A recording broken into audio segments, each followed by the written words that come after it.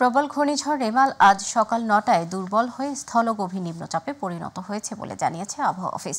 সকালে এক ব্রিফিংয়ে জানানো হয়, এটি আরও দুর্বল হয়ে উত্তর পূর্ব দিকে অগ্রসর হয়ে আগামীকাল আসামের দিকে চলে যাবে।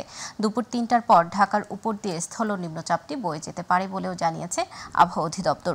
রাজধানীতে সকাল ৬টা ২০ মিনিটে বাতাসের গতিবেগ ছিল ৫৯ কিলোমিটার। দেশের সর্বোচ্চ বৃষ্টিপাত রেকর্ড করা হয়েছে চট্টগ্রামে ২০৩ মিলিমিটার এবং কুতুবদিয়ায় ১২৫ মিলিমিটার। বুধবার নাগাদ আবহাওয়া স্বাভাবিক হবার সম্ভাবনা দেখছে আবহাওয়া অধিদপ্তর। যেটি বাংলাদেশের উপকূল অতিক্রম করেছে সেটি আজ সকালে ঘূর্ণিঝড়ের রূপ নিয়েছে। ঘূর্ণিঝড় থেকে এটি উত্তর পূর্ব দিকে অগ্রসর হয়ে দুর্বল হয়ে স্থল গভীর নিম্নচাপ হিসাবে বর্তমানে যশোর এবং তৎসংলগ্ন এলাকায় অবস্থান করছে। এটি আরও উত্তর পূর্ব দিকে অগ্রসর হয়ে ক্রমশ বৃষ্টিপাত জড়িয়ে স্থল নিম্নচাপে পরিণত হবে।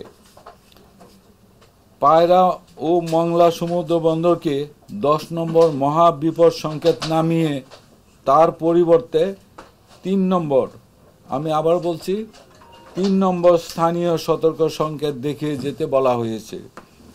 কক্সবাজার ও চট্টগ্রাম সমুদ্র বন্দরকে 9 নম্বর মহাবিপদ সংকেত নামিয়ে তার পরিবর্তে 3 নম্বর স্থানীয় সতর্ক সংকেত দেখিয়ে যেতে বলা হয়েছে।